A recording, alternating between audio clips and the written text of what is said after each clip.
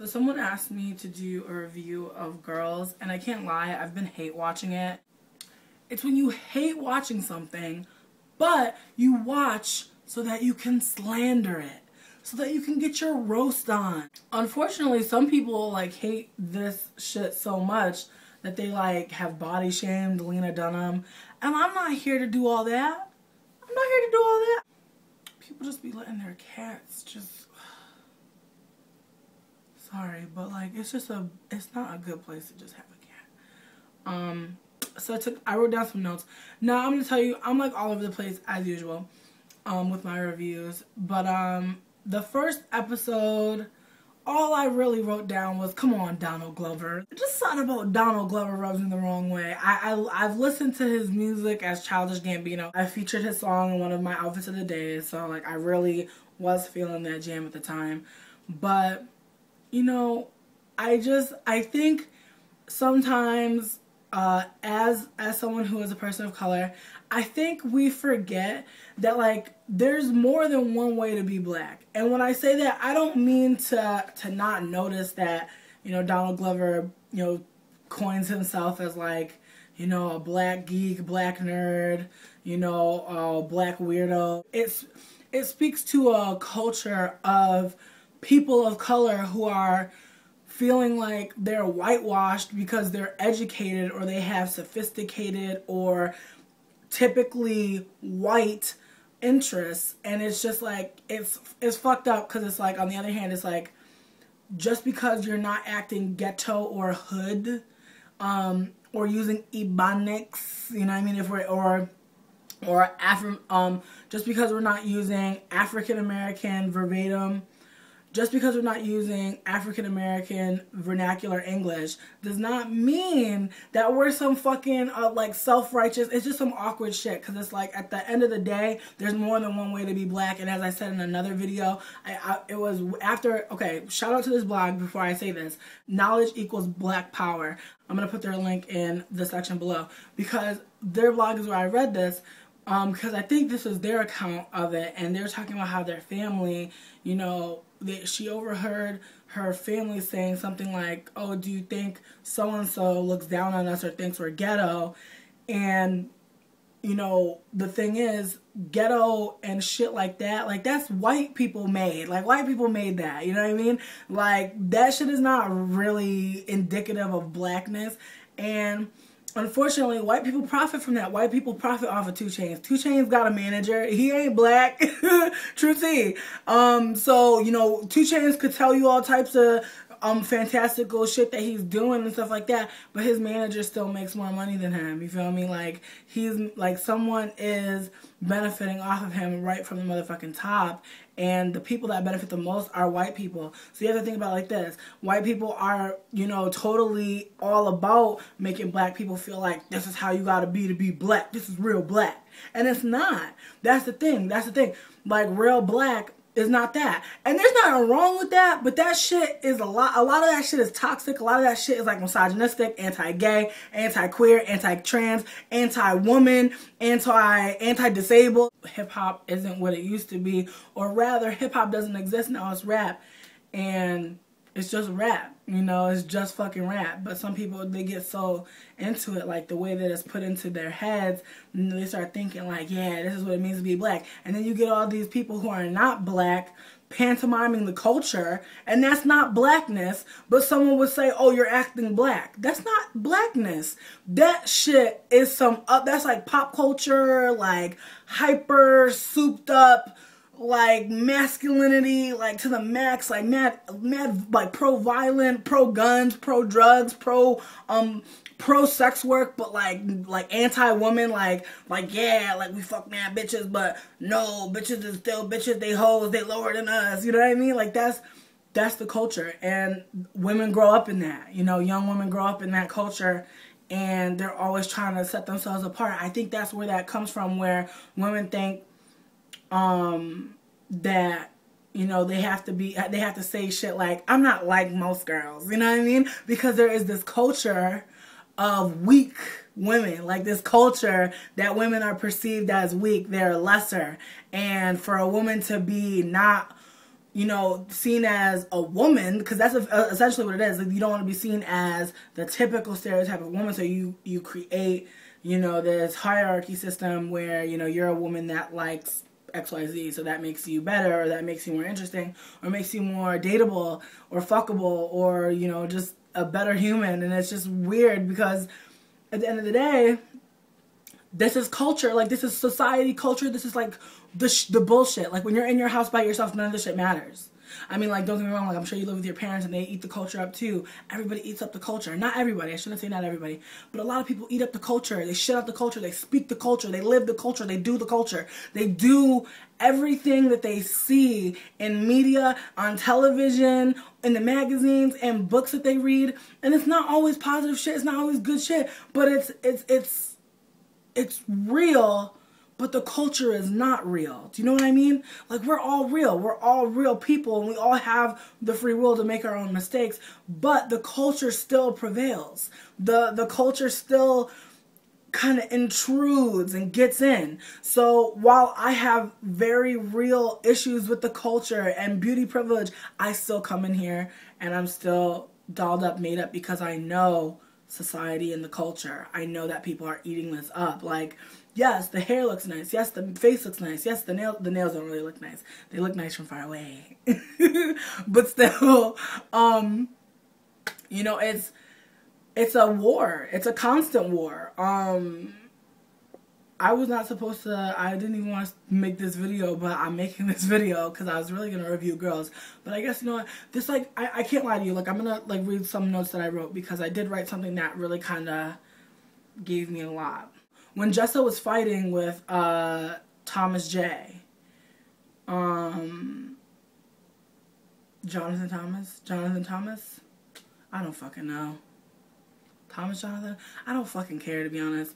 When Jessa and him were having their argument after she met up with his parents who were really judgmental, I think it really, like, hit me because I've seen the whole season up until, I've seen every new episode. Like, there's a new episode coming up next Monday, but I already saw the one yesterday. And, you know, I know that Jessa, like, grew up with a father really, like, in her life, and, you know, how things with her mom were, like, really trying, because, like, that was my life. And I think, you know,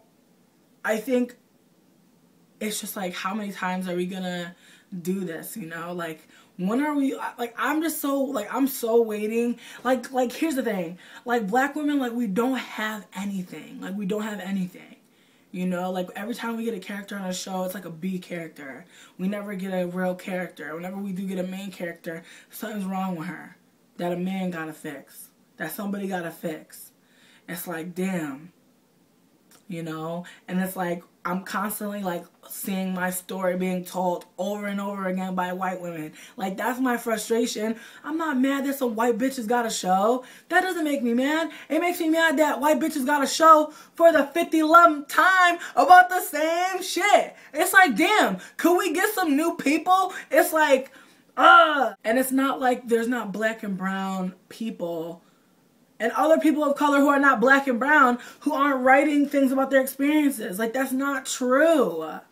It's like, fuck. You know how many black comedians there are in Hollywood? True tea. Every time they do, like, those VH1 specials, like Back to the 90s or Black to the 80s or whatever, and they got all these black comedians, there are some of them that are so fucking funny, and they've been in the comedy industry for so long, and not one of them got their own show. Not one of them got anything. And it's like, damn, you know, how many fucking, like, how many boring-ass motherfuckers got a show on Comedy Central this season? No tea. Like, Louis gone. Like, Louis was at least good, in my opinion, but, like, now we got the Ben show, the Nathan show. The Kroll show is only kind of good. No tea. I'm not trying to hate on you, Kroll, because I did laugh. I do love Liz and Liz, like, Publicity, you know what I mean? I love that show. That's funny to me. But fuck, you know, damn, like, it's like, it's like I was talking about, the lack of representation is a problem. If you don't see yourself in TV, you can't relate. Like, you can relate only so far. And the thing is, a big reason why people of color don't really get to be main characters is because producers feel like the main audience, which they think is going to be white people, because if there's only, like, that's the thing, like, if you put someone black in a cast, black people gonna watch. We're gonna watch. We're gonna try. We're gonna try to watch. I mean, not with everything, but we be trying. Like, Scandal right now. Come on now. If Kerry Washington wasn't the main, you think niggas would care? No. But you see, like, I see Scandal going on for a couple seasons, but that's because, you know, people are finally seeing themselves. There are women out there that are like, oh my god, like, I identify, I see dark skin on TV, or like I see somebody wearing a sickening ass hairdo like on TV just like me. Like, that's, you know, I recognize that Remy. You know what I mean? Like, it's like, it's crazy because, you know, I realize that white people don't understand. You know, I realize that. I realize that because you see yourself literally in every genre, that you really don't have the same kind of feelings that I would have. And, like, you can't understand that. But what I don't understand is, like, the anger that comes with it. Like, the anger of someone speaking out. It's like they get mad, like, oh, write your own show. It's like, but even if I did write my own show, it's not going to get on TV where all my brothers and sisters could say it. Shit. You know, look at Awkward Black Girl. Has everyone seen that shit? No. But mad people have watched it. Should it be on TV? Yes. And when it was piloted, what did they say to the main character? Keep in mind, the show is called Awkward Black Girl. They said they wanted to make the main character white. What the fuck? Bitch, do you realize this is like like, first of all, the cast is all different shades of black. That's beautiful. When do we see that? You feel me? Girlfriends was the last time I seen a rainbow of women, but not even really though. No tea. I guess I can hop back into it though, because this is just like a rant. No, I keep doing all these rants. I'm so sorry. I don't have any one topic. But, okay, this is when I was watching, I meant to say this. When I was watching the Jessa and Jonathan Thomas, or whatever it is, I don't know, I keep getting him and Booth Jonathan mixed up, so I'm not really sure. I think it's Thomas Jonathan, or whatever. Don't care. When they were fighting and he was saying, you know, like, this is just gonna be another fucked up story. And I totally agreed with him. He was like, it's gonna be just another fucked up story for you to attach yourself to, and da-da-da-da. And it's like, that's the thing, like, when your parents, or like, when your parents are unbearable or like not around, it can make you kind of like, you know, distant in every relationship, because you just don't trust all the way. Like, if you trust your parents, if you have mad love with your parents, it's kind of easy to find trust because you have it. But when you don't have trust with, you know, people that are closest to you, it's really hard for you to try to have that, like, organically and just make that up. The lack of trust you had, like, it really happened to you. Like, people really did hurt you and really did make you feel this way. So it's hard because you realize that you are damaged, but you don't want to be. Like, no one who's damaged wants to be damaged, but, you know, it's like every time something bad happens, when you expect something good to happen, it just reminds you of, like, how low you've been and how low you are right now. So it just forces you to check in with yourself, and you can go all over the place. So when they were fighting, it just, like, made me so sad, because I think, you know, I've thought people were, like, safe bets in my life, but I wasn't stable. Like, I wasn't ready to accept love and give love, and I think I thought I was. And because I thought I was, I just made so many mistakes, and I caused, like, so much pain for both sides. And, you know, at the end of it all, like, it's just, like, it really hurt, and it was a deep wound. So, like, Jessa in this fight with this guy, like, really, it just, you know, it's like you want to attach yourself. Like, you want to attach yourself to someone, anyone, and you'll do it at any cost sometimes. And you'll do it, and it'll be so destructive, but it'll feel good for so long, or maybe it'll feel so good in just a short amount of time that you kind of make crazy decisions, or, you know, you make decisions that kind of tie you to that person for a while, and then when things don't work out, you know, you're ready to run, and that's just who I am. Like, I'm just, like, I'm so Jessa, but, you know, I just, like, I died, like, in that episode, because I was just like, fuck, I know that feel, you know, to, like, really pour yourself into something, but it's not for you. And, like, you can be so ugly to the person that you really tried to care about. Like, I think you had feelings for them, or you have some feeling for them, but not the one that makes you want to stay, not the one that makes you want to work it out. Like, it's just like, it's over, and you feel it, and you know it. And that really hit me. I'm jumping around though. And then I wrote, she's just floating around, trying to connect, trying and constantly failing. No one will ever be a safe bet. That's the magic. When it works, it works. She thought it worked, was working. And that's it. Like, you know, I think, you know, when you are damaged from a prior relationship, or maybe even like your family, or maybe just life in general, you know, you attach yourself to good stuff, and like real bad, like you embed them into you, and like you really put them into everything. Like you write down their name everywhere, or you tie their whole life to songs that you love, and then, you know, then you can't listen to whole albums, and you can't even like open up a book, or you can't look at pictures for years or months, and it's really fucked up. Like it's like when you really do care someone and you really let them inside of you, it's so much to like get them out of you. It's like you literally have to scrape them off of you because they're so everywhere and everything. Like oh my God, like breaking up with someone, like smelling like their clothes, like just smelling them like in the air, or just seeing things that remind you of them, or just like being places where you had sex with them, or being places where you had a kiss or a moment, and just remembering great conversations and what it feels like in the beginning, like when you first saw each other, and when you just smiled, and it like, you know, that your smile kind of like warmed them, and like their smile warmed you. And like, oh man. And if you did something wrong, like if you're the one who fucked it up, or you're both the ones that fucked it up, or you just feel fucked up about it in general, it's just like it hurts for so long, and it sits inside of you. And there are times where you think like, I'm not thinking about so-and-so today, but then you're like, I just thought about them. Fuck. You're like, shit, I just was congratulating myself on getting over you, and I'm not. And it's so fucked up because they probably aren't thinking about you, and they're probably trying to move on if they are thinking about you. And you know that they know how to get in contact with you if they ever wanted to talk to you again, and they just don't, but you're still hopeful. And you're hoping that it's not stupid. But I think everyone wants to believe that whoever they fucked up with was like really the one, and that they'll come running down the aisle when you're about to marry the wrong person. And I don't know, man, because I don't plan on ever getting married, so I just don't feel like there's any urgency.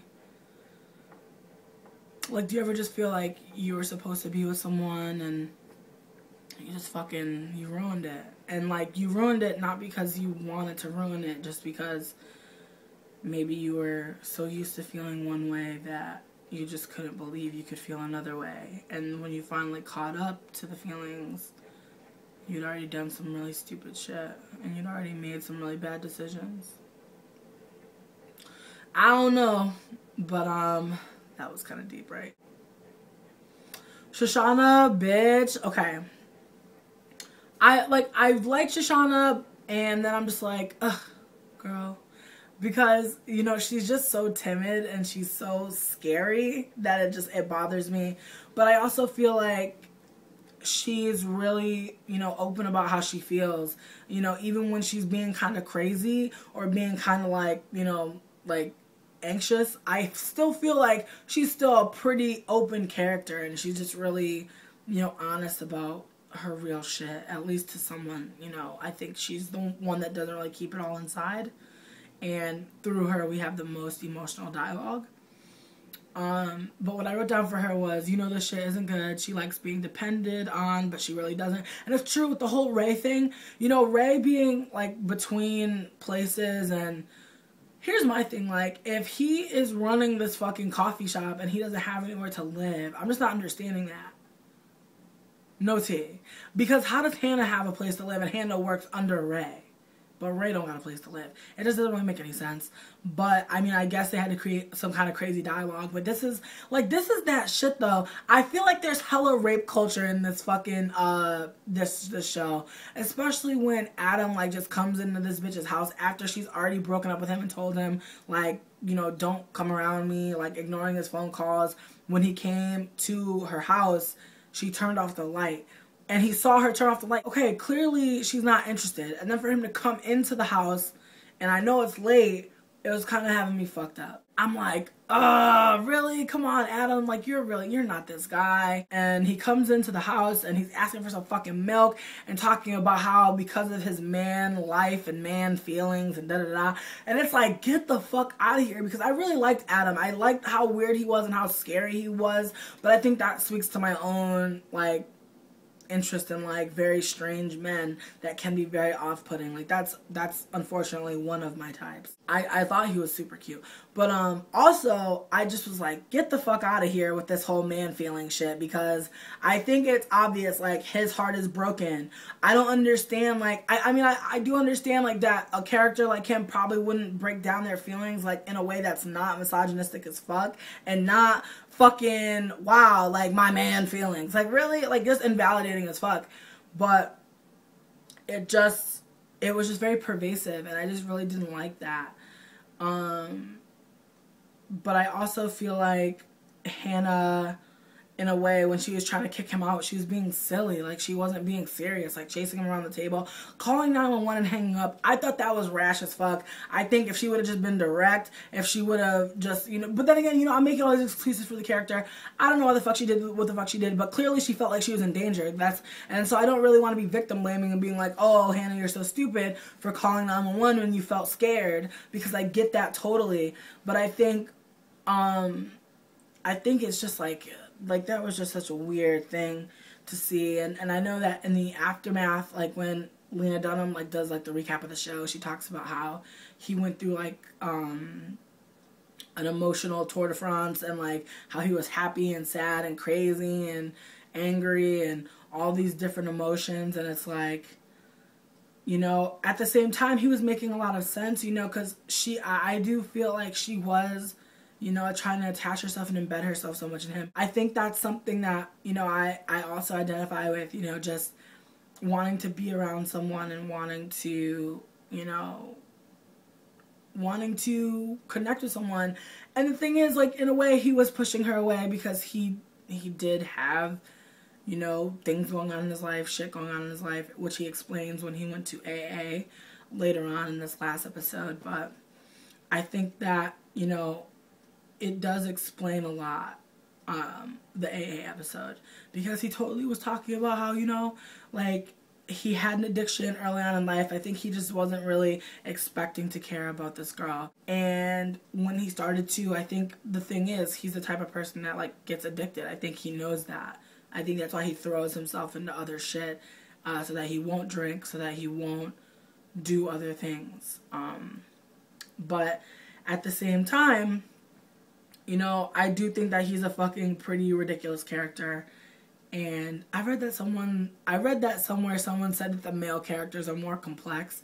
And I think, no, they're not more complex. If anything, they have this really paternal fucking, I can fix anything, do anything kind of fucking vibe. Whereas the women seem just very fucking helpless. Like, they just seem very, you know, just not, the only one that seems like she can do anything in terms of her own destiny seems like Hannah to me. I feel like Shoshana just, like, does what she's doing, and at least she exists, and that's okay. But I also feel like Jessa is, you know, like myself, like, we're very emotional. I think that we have a lot of knowledge about things, but we're still trying to figure out what living means to us. And that's why we're living so many different dreams in so many different places, because we're just trying to figure out where we belong, because I don't think we ever felt like we belonged for a long time. And I think, you know, getting to know ourselves in different ways and in different situations is one way we kind of find ourselves. And I think that that's what I get out of that show. Whenever I watch definitely for Jessa's story, because I think that's the one I most identify with. But also, you know, with Hannah in the ways that I'm annoying and inconsiderate to other people and just very biting with all my words. But I think that's what the big appeal is, you know, not so much that it's white girls, but it is white girls, but more so that, you know, the women do go through things that real women go through. But I feel like, you know, I'm always just wishing someone makes a show about women that's like fucking kick ass, like they're doing fucking cool ass shit, like, you know, they don't have to be killing people or anything. I really just would like to see, you know, strong women like doing cool stuff, like, and it doesn't have to be real life, like that's the thing, like, you know, it can be a fantasy world where, you know, this doesn't really happen, but to see people of color like doing it would be kind of amazing, considering, you know, we don't really ever see that. We don't ever really see people of color being superheroes or saving the day or doing anything like that.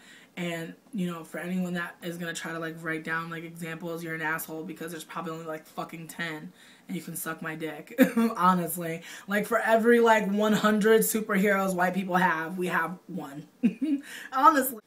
I wrote down that all of the girls are charm bracelets. I think that in some ways they all feel like, you know, they've all been used. Marnie was used by Hannah to kind of, you know, deflect and really not deal with her own bullshit because, you know, as you know, she was writing in her journal about the relationship between Marnie and Charlie, and I feel like that's who she is. She's the type of person to kind of base her life against other people around her and, like, not really take responsibility for the bullshit that is her life, that she is doing, that she's letting happen to her, unfortunately. And I think that Hannah was used by a few people. I think she was used by Elijah because I think Elijah was in like a real fucked up state where he was just, you know, doing whatever felt right. And, you know, it's not like it's fucked up to do whatever feels right, but I think it's fucked up to do whatever feels right when it comes at the cost of hurting people and having to keep secrets from people. I think Jessa was being used by, Jonathan, or John, whatever his name is, like a charm bracelet, because, you know, just like something to wear, something to keep around to kind of occupy the time, or something to look at, something to be seen. That's all. Something that shows status. Because you think about somebody with a charm bracelet, they're really cute, they're really nice. But if you get like one of the expensive ones, like people notice it. People notice a charm bracelet. For the beauty, for how many charms you have on it. So, like, I think the more beautiful a woman is, the more better of a charm bracelet she is. But still, it's an object. It's not something that you care for. It's something that if someone stole it, yeah, you'd be upset, but you wouldn't really care. So it's just a matter of, you know, objectifying someone and just treating them like, you know, they can just be, you know, worn and taken off and given away and discarded. And Shoshana obviously being used by Ray, but I don't feel like Ray means any harm. I feel like in a way, you know, Ray, you know, as in, like, I wanted to also say this. Ray was in Lena Dunham's short film called Tiny Furniture. And in it, he played pretty much the same role. You know, he was like sleeping over someone's house, and it was really bad. And then Aura, the girl who was played by Lena Dunham, lets Ray, who is known as something else, I think it's like Jasper, stay in her home while her mom is away. But in this case, you know, Shoshana has her own place and is letting Ray stay there while Marnie's also staying there, which kind of gives them dialogue, which is really interesting. To me. But I also think that, you know, I don't think Ray's, again, using Shoshana for her space, but I think that he has this need, you know, as he said in Tiny Furniture, you know, a man in the house is invaluable. They all have this very, like, macho, like, conflated idea of who the fuck they are in their space. And I think that that's just, like, the shit that really bothers me, is that they feel so powerful, and yet they're, like, the weakest characters in the show. If anything, they're, like, some fucking side pieces, you know what I mean? The show's called Girls, and they have, like, this really macho arrogance. And I feel like that kind of speaks to, you know, the climate of which, you know, this was all written. You know, the way that people are presented and the way that, you know, Lena Dunham presents herself, with a lot of flaws, a very hateable character. Oh, and then I want to just yell about the Booth Jonathan thing with Marnie. When Booth Jonathan locked Marnie into his, like, little creepy thing, it just, like, really bothered me, because it's like she didn't want to be in there. So it's like, again, men taking control, men making the women feel like insuperior or feeling challenged. And I feel like Marnie was kind of going the way of how Hannah was going when she had sex with him, because I feel like that was so weird. Like, how he was having sex with her and then had her look at the doll. I was just like, what the fuck? You know, like, I mean, whatever you do sexually, that's up to you, but I just feel like I just didn't get it. I think that might have been the point, like, not to get it, but I don't know. I feel like Marnie is just so fucking weak. And I think that she's like a shining example of beauty privilege and like what it does to people. Because even in her little monologue when she was saying how she had like calculated or came up with like 6 years of Charlie being broken over her, like what the fuck? Like his whole life is supposed to stop. If anything, I feel like she was holding Charlie back because once Charlie and her broke up, you know, that's when, you know, his life started popping off. He started, you know, performing again. You know, I feel like Audrey was really fucking very supportive of him. I feel like that's, you know, that's the thing. You know, Marnie, I feel like Marnie has like this really perfectionist kind of air about her. This, you know, it's supposed to be this way, and, you know, I know when someone's my boyfriend. You know, that's the thing, like, these girls, they think that, they assume that everyone loves them, that everyone wants, you know, for them, what they want for them, and that's important to them, and that it should be important to you. And it's just this, like, really crazy fucking life that this bitch is living in because she feels so super entitled to whatever the fuck it is that is going on, especially with Charlie. You notice, you know, Charlie, he's doing well for himself. He has a whole business and everything, and as soon as Marnie hears about it, she looks like so fucking like, wow, you know, what, wow, you know, like this is, I could have had it all. But here's the thing. Would Charlie have really gone for it? Would Charlie have really done anything for his dreams had he not gotten away from Marnie and told her to fuck off after she told him on the roof that she's fucking Booth Jonathan? And also, I think Marnie telling Charlie that she's seeing Booth Jonathan before they were ever official, which is really interesting to me because it just speaks again to the entitlement. She felt like, oh, well, he's paying attention to me, of course we're gonna be together. Kind of like in my Mad Fat Diary when Chloe says, oh, me and Finn will probably be dating by the end of next week. It's like, really? Like, that's what you think? You think that everyone's falling all over themselves over you? Just, you know, you think someone wants to commit to you just because they touched you or they fucked you? Like, they just tying in, you know, affection with commitment, and just, you know, it's just like, that's just not the way. And I think her getting the hostess position and is just feeling kind of high and mighty because, you know, she was looking so good and she was, you know, once again, using her beauty privilege. So with that comes an air of confidence. Unfortunately, it's very conflated. And she thought that, you know, everything revolves around her. She's going to get what she wants and da-da-da-da. Her life is so mint. And which is really funny to watch, I guess. When Lena was fighting with Donald Glover about the Republican thing, I just felt like it was such a fake argument about him being Republican and more so about him being black than anything, and just using Republican as the buzzword for nigga. Like, that's what I just felt like. I felt like she was trying to make light of her ignorance, try to be funny. Honestly, even when I saw that, if you actually watch that scene, it seems like she's gonna laugh. Like, it seems like she's like almost on the verge of like dying of laughter when she's fighting with him. And she was saying how, you know, Donald Glover was such a good sport and like he was so amazing when they were filming, and I was just like, ugh, like, I just can't even imagine what that would be like, you know, because once again, as I said before, I would never fucking go for a casting to be a slave, to be any kind of fucking subservient person of color in any kind of film. I don't give a fuck what the money is. It's not worth it to me. Fuck all that. It's not worth it to me because 9 times out of fucking 10, they're not telling the motherfucking truth. And also, I do not need to fucking pretend to be a slave. You know, for all the times that white people want to do blackface, white people don't ever want to look like a slave. That's what be killing me. You ever notice that? I would love to see a white person in blackface getting whipped. That would be the bond. The bonding between Ray and Adam, I thought was really interesting. But again, I feel like it was just the male characters taking away from the entire plot of the fucking show. Like, that's truly how I feel. But also, I wanted to also talk about, you know, when Hannah was like fucking that like really hot doctor and was like staying in his home, was just chilling at his house all day and stuff. You know, I think it just like it really didn't make me sad for her or anything. If anything, I was just like, this is so boring.